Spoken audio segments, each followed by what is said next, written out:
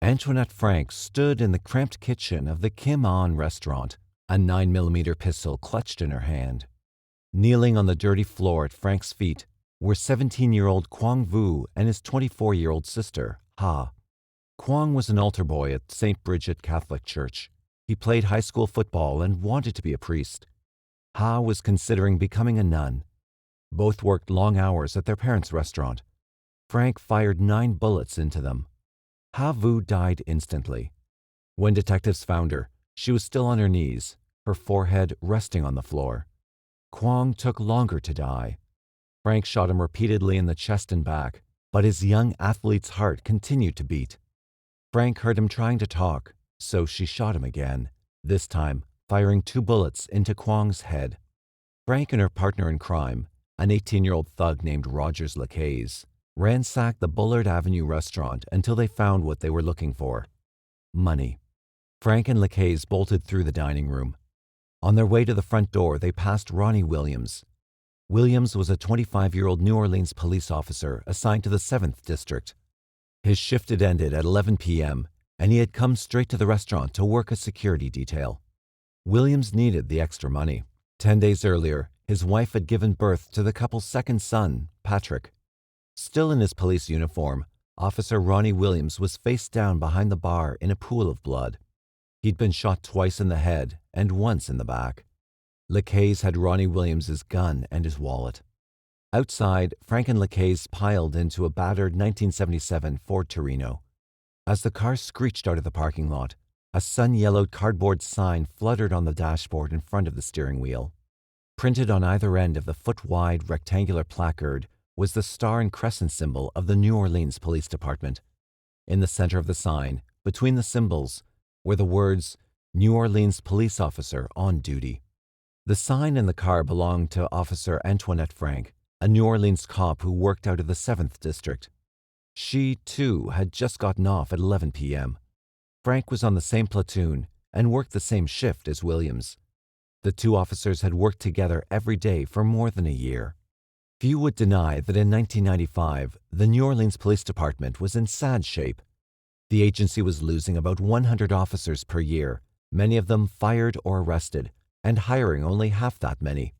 In 1994, 2 officers were arrested for murder, one for killing a man the officer suspected of breaking into his apartment, the other for ordering the execution of a woman who had filed a brutality complaint against him.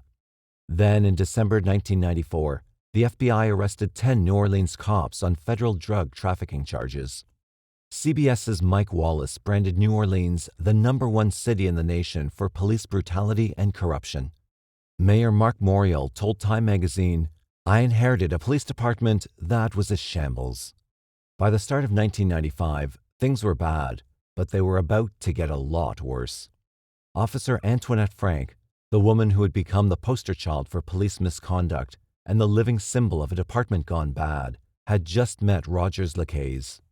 Just past his 18th birthday, Lacaze already had a history of violence and drug peddling. His mother, Alice Cheney, kicked him out of the house when he was 17. Rogers had become a dope dealer, she says. At the end of 1994, Lacaze got shot. He told police that he and his friend, Nehemiah Miller, were hanging out when another friend, a 19-year-old who went by the name Freaky D, whipped out a gun and opened fire on them. Alice Cheney has her own opinion for the reason behind the shooting. It was behind a dope deal, Miss Cheney says. Rogers and Nehemiah had just scored.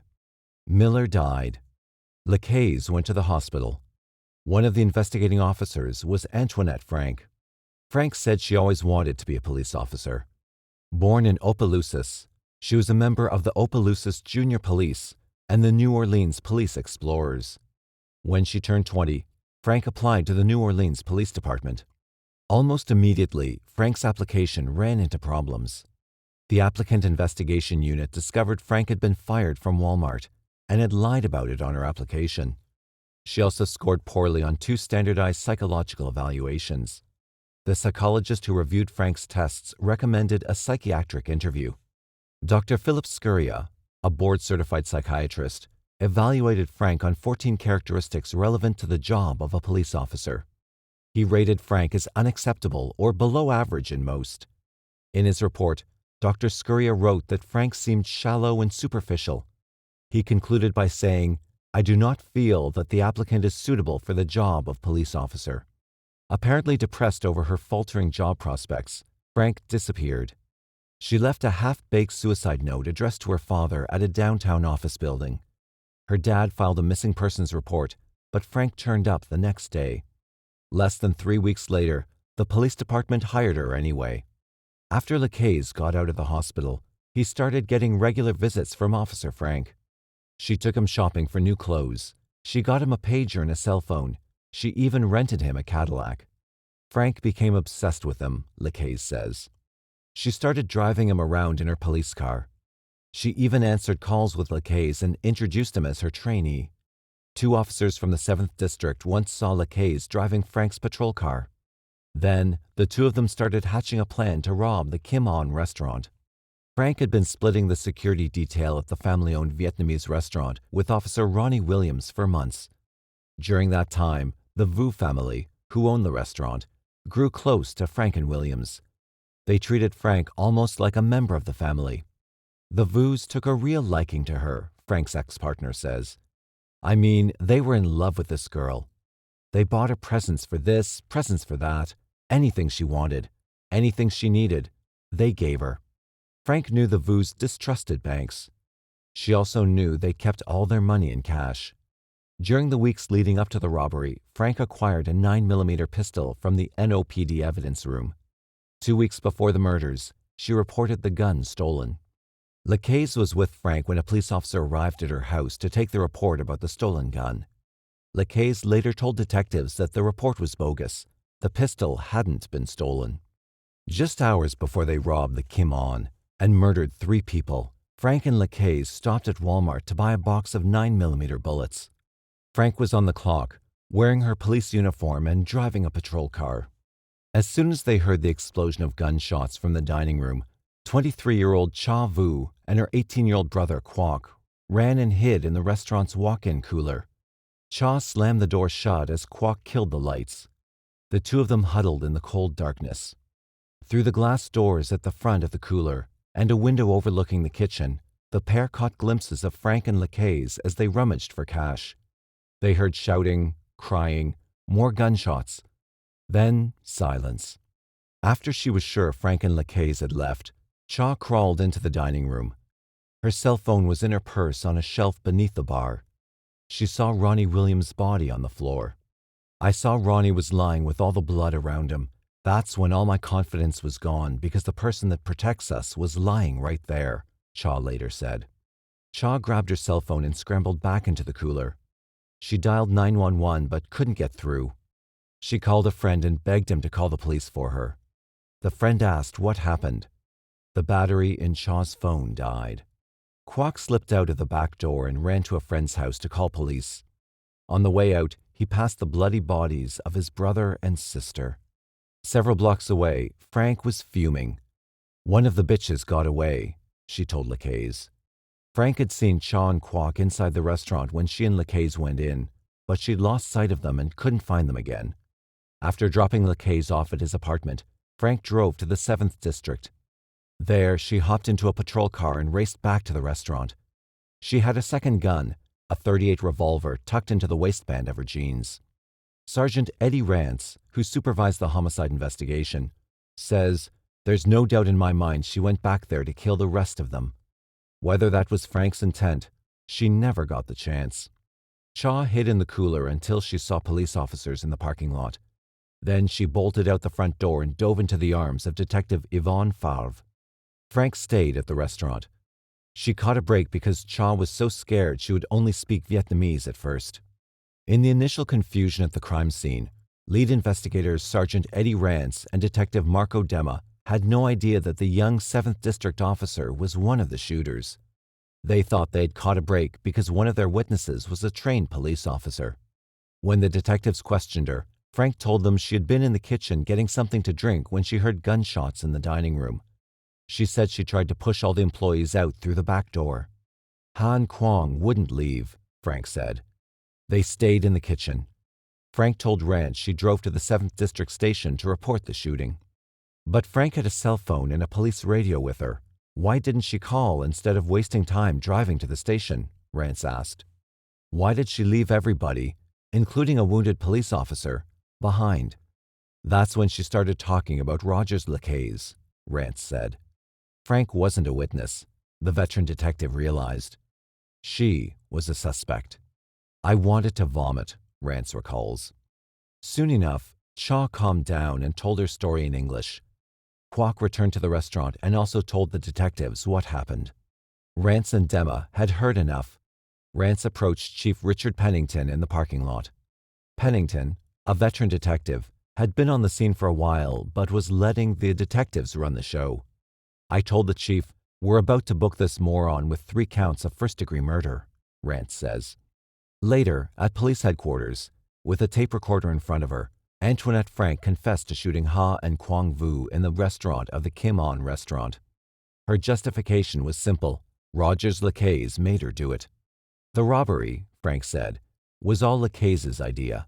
He'd been talking about it for a couple of weeks. She just went along with it because she didn't know what else to do. Although ballistics evidence later proved the same 9mm pistol was used to murder all 3 victims, Frank refused to admit to shooting Officer Ronald Williams. She blamed that murder on Lacaze. Detectives found Lacaze at his brother's apartment in Gretna just a few hours after the murders. It turned out that about 45 minutes after Lacaze left the Kim On restaurant, he used Officer Williams' credit card to buy $15 worth of gas at a station 3 blocks from his brother's apartment. After his arrest, Lacaze admitted that he went into the restaurant with a gun, but denied that he shot anyone. Frank, he said, committed all 3 murders. He just happened to be there. Rogers Lacaze went on trial in July 1995. He testified in his own defense. It was a bad move.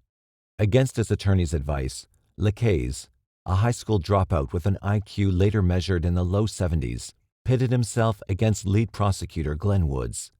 Woods is a soft-spoken, contemplative man, but he has a mind like a scalpel, which he'd used to slice people apart on the witness stand. In the battle of wits with Glenn Woods, Rogers Lacaze was severely outmatched. In the end, Lacaze was reduced to blubbering on the stand and begging the jury to spare his life. I did not pull no trigger and kill them people, he pleaded. I don't even know them people. Them people. They had names, and Glenn Woods knew them well. Ha Vu, Quang Vu, Ronnie Williams.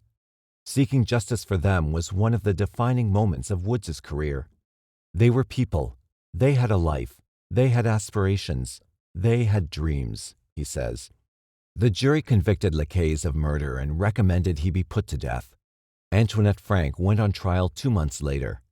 After prosecutors Woods and Elizabeth Teal rested the state's case, Frank's attorneys threw in the towel. Although they'd subpoenaed nearly 40 witnesses, they didn't call a single one. The jury took just 40 minutes to convict Frank of 3 counts of first-degree murder. They recommended the death penalty. After hearing the recommendation from the jury, Woods said, "It would have been a mockery of justice if Antoinette Frank was to walk away without getting the death penalty." In October 1995, Judge Frank Murillo sentenced Antoinette Frank to death by lethal injection. Lacaze got the same. A month later, a dog found the remains of a human skeleton buried beneath Frank's house. It was the same house she once shared with her father. Frank reported her father missing a year and a half before the murders at the Kim On restaurant.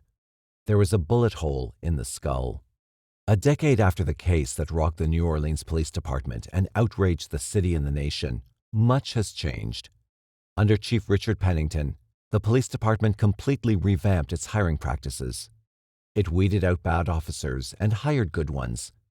Under Chief Eddie Compass, the healing process continued.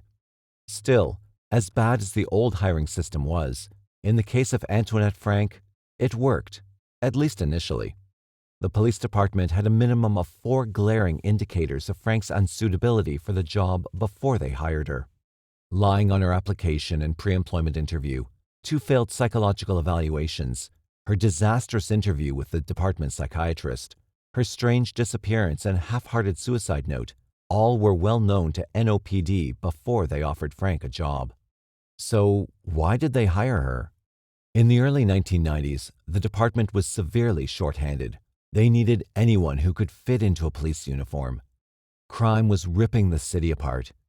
In 1994, the year before the Kim On murders, New Orleans was the murder capital of the United States.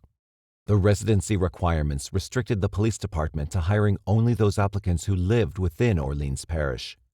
To this day, that policy still prevents NOPD from hiring well-qualified officers who live in surrounding parishes. And in a city that often simmers with racial tensions, Antoinette Frank, as a black female, fit the profile they were looking for. Hiring her allowed the police department to chalk up one more hash mark for their non-existent, never-talked-about quota system. As to why she did what she did, Frank now says it's her father's fault. She claims to have suffered years of emotional, physical, and sexual abuse at his hands. It's a claim she only recently started making. But a psychiatrist who examined Frank in 1995 and again in 1999 said she showed symptoms of narcissistic personality disorder with antisocial features. According to the psychiatrist, Frank exhibits a lack of empathy toward others, a feeling of entitlement, flies into rages, and is manipulative in relationships. Rogers Lacaze has a simpler diagnosis. In a letter from prison, he said, "Antoinette is crazy. Hell, she killed her own dad and buried him under her house." After 27 years on the job, Eddie Rance retired. He went to law school and had a spacious office on Poydras overlooking the Superdome. Sometimes he thought about the Antoinette Frank case. "She is, without a doubt, the most cold-hearted person I've ever met," Rance said. Prosecutors Glenn Woods and Elizabeth Teal are both in private practice. Teal says the Lacaze and Frank trials were the most traumatic of her career. "I'd be lying if I said it wasn't personal." In his office, Woods keeps pictures of Ha and Quang Vu. "It's shocking the way they died," he says. The picture reminds him of the evil that exists in the world. Mary Williams, wife of Officer Ronnie Williams, is busy raising their two boys, Christopher and Patrick. She's grown very close to the Vu family. They see each other often. The Vus owned the Kim On restaurant for a long time, but were forced to close after Hurricane Katrina.